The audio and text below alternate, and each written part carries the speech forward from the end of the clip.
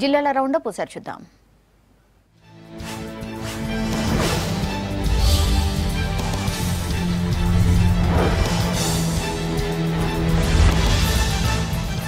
Contract కార్మికులను regularise చేయాలని demand చేస్తూ ఖమ్మం జిల్లా భద్రాచలం ఐటీడీ ఆఫీస్ ముట్టడించారు ఆశ్రమ పాఠశాల కాంట్రాక్ట్ టీచర్లు. భద్రాచలం ప్రాంతంలోని 126 రెసిడెన్షియల్ స్కూల్స్ లో 8 ఏళ్లుగా 387 మంది కాంట్రాక్ట్ టీచర్లు పనిచేస్తున్నారని, ప్రభుత్వం ఇచ్చిన హామీ ప్రకారం వెంటనే రెగ్యులరైజ్ చేయాలని కోరారు. పెండింగ్ స్కాలర్షిప్లు రిలీజ్ చేసి కాలేజీల్లోని సమస్యలు పరిష్కరించాలని డిమాండ్ చేస్తూ విద్యార్థి సంఘాల ఆధ్వర్యంలో ఖమ్మం కలెక్టరేట్ను ముట్టడించారు. మయూరు సెంటర్ నుంచి ర్యాలీ చేసి ధర్నా చేపట్టారు. కేజీ టు పీజీ విద్య అమలు చేస్తామన్న కేసీఆర్ ఆ ఊసే ఎత్తడం లేదని ఆరోపించారు. విద్యార్థుల సమస్యలను ప్రభుత్వం పట్టించుకోవడం లేదని అన్నారు. హన్మకొండలోని ఏకశిలా పార్క్ దగ్గర ఆరోగ్యశ్రీ సిబ్బంది ధర్నా చేపట్టారు. అవుట్సోర్సింగ్ విధానం రద్దు చేసి ఆరోగ్యశ్రీ ట్రస్ట్ లో తమను చేర్చాలని డిమాండ్ చేశారు.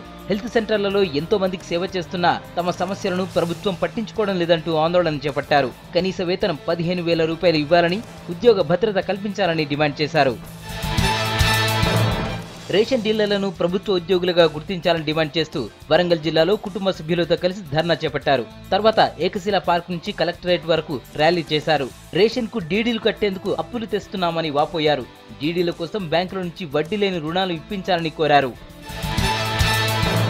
ఆదిలాబాద్ జిల్లా ఖానాపూర్, మామడ మండలాల్లో ఎక్సైజ్ అధికారులు తనిఖీలు చేశారు. నాడుసారా బట్టీలను ధ్వంసం చేశారు. 1400 లీటర్ల కల్తీ కల్లును స్వాధీనం చేసుకున్నారు. కల్లు శాంపిల్ సేకరించినట్లు చెప్పారు. కల్తీ కల్లు తాగి ఆరోగ్యం పాడు చేసుకోవద్దని ఎక్సైజ్ సిబ్బంది కోరారు.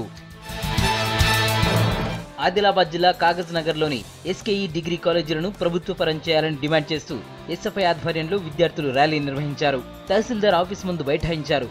కాలేజీలో లెక్చరర్లు లేకపోవడంతో విద్యార్థులు నష్టపోతున్నారని ఆవేదన వ్యక్తం చేశారు. ప్రభుత్వం వెంటనే స్పందించి కాలేజీని ప్రభుత్వ పరం చేయాలని కోరారు. పెండింగ్ లో ఉన్న స్కాలర్షిప్లను విడుదల చేయాలని కోరుతూ ఎన్ఎస్యుఏ ఆధ్వర్యంలో విద్యార్థులు కలెక్టరేట్ ముందు బైఠాయించారు. విద్యా సంవత్సరం ప్రారంభమై నెలలు గడుస్తున్నా గతేడాది ఫీజు రియంబర్స్మెంట్ ఇవ్వకపోవడం ప్రభుత్వ నిర్లక్ష్యానికి నిదర్శనమన్నారు. ప్రభుత్వ తీరు ఇలాగే కొనసాగితే విద్యార్థుల చదువు మధ్యలోనే ఆగిపోయే ప్రమాదం ఉందన్నారు. వెంటనే బకాయి స్కాలర్షిప్లు రిలీజ్ చేయాలని కోరారు.